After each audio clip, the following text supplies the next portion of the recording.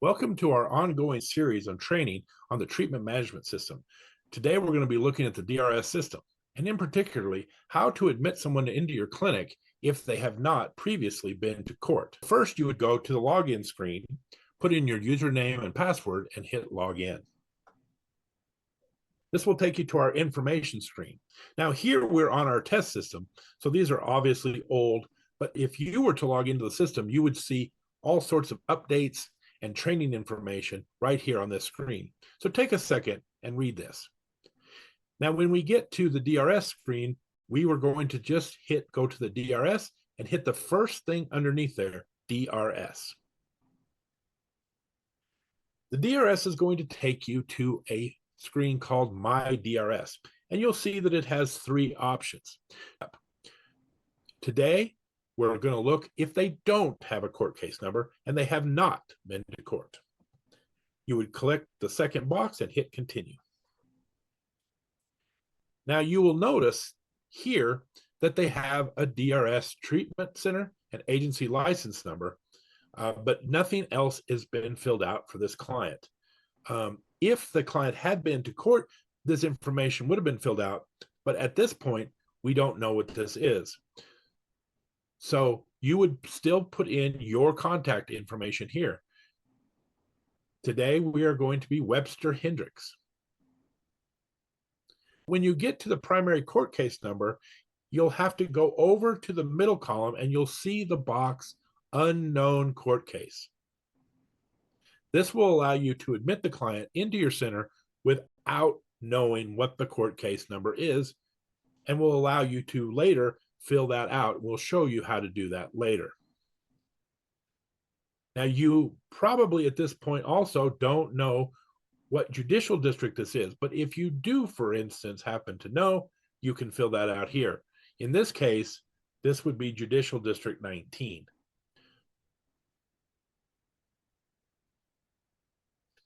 Now, we're going to put the person's name in. Their last name is going to be Testa, T-E-S-T-A.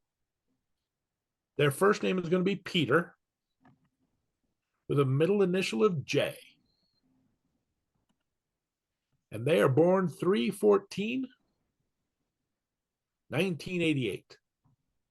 Their arrest date we'll have as, we'll just make it current, 1/1/2024. And because this person has not been to court yet, they probably would not have an alcohol evaluator or a supervising officer at this time. So now you would go down to select which treatment options they are going to be doing at your class. So for instance, most people start off with a level 2 education. So we're going to click on that first. If someone has already completed their education at another center, you could go directly to one of the treatment options.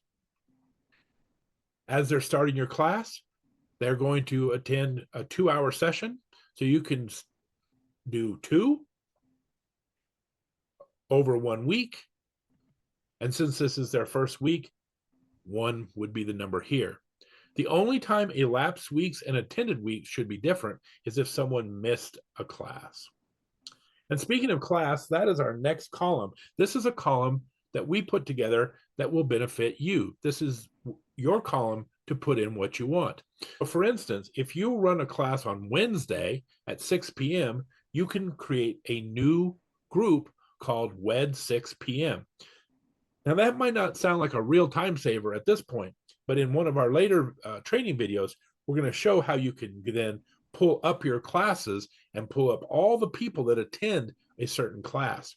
Remember, for consistency's sake and for the benefit of our clients, whenever possible, clients should be in the same class with the same people whenever possible.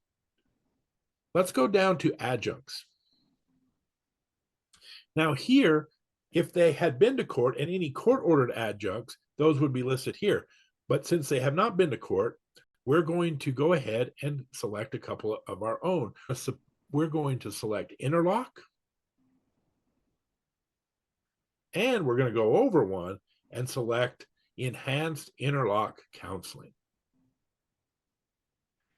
Now, even though the person has not been to court, we need to understand, based on their BAC, their number of prior arrests, to best ascertain what treatment track they belong. You can go to the BHA website for guidance on how to calculate a treatment track. Let's say that they had a fairly low BAC and they had not had any priors, so we're going to give them treatment track of A. The higher the BAC and whether or not they had priors would push that treatment track into higher letters. For a BAC, we're going to go with 0.080. Remember here, you don't have to put the decimal in. It will calculate that for you. And since we said that the treatment track is A, we're going to have number of prior DUI arrests at 0. Now, you're probably familiar with the next box. The DMV affidavit is a program set up by the Department of Motor Vehicles to allow people to drive on a temporary license while they're completing treatment. If you have successfully submitted this client to the DMV affidavit program, you would click the box here. When you click this box, be aware that the DMV will start receiving records and making sure that the client is doing the things that they need to do in order to stay in compliance, and will give them an estimated time when they should be finished with their treatment. Also, when they are finished with that interlock enhanced counseling, you would click IEC completed. The fact that they were just admitted into class, that would remain blank for now. You'll notice that as you have started to put the person in, the status bar defaults to in progress. This will stay the way it is until they are either referred to another center or they have completed or have stopped coming to care. You'll also notice that the DRS status defaults to new referral. This status is only valid if a client has not begun treatment. Since this person has completed a week of treatment, we're going to move them to cooperative with conditions of supervision. Again, this is going to be an important status for both the probation officer if and when they take over this case, to know that their client is cooperative, but it also is important for their DMV affidavit program, because the DMV all wants to see people remain cooperative with their care.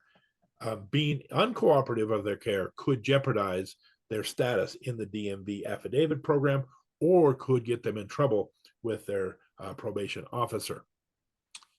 The next is a free text field called D notes. These are notes that you can put in. For instance, the client began treatment and attended their first class. Please do not put clinical notes in this box. Again, this is a field that would be available for the probation officer to view. Finally, you would put in the admission date. We'll put in April 1st, 2024 as their admit date. At this point, you are ready to add the record. You'll see record successfully saved. But you'll also see that we're missing a few fields with the primary court case. So down the line, if the person goes to court and gets a court case, you would go pull up this record in edit and hit the reconcile button. That will be in a training later on in the series. If you have admitted someone without a court case and that client has been to court, please pull up our video on reconciliation. It will save you a lot of time when it's time to do the discharge paperwork. That completes our training on the admission of a DRS when someone has not been to court.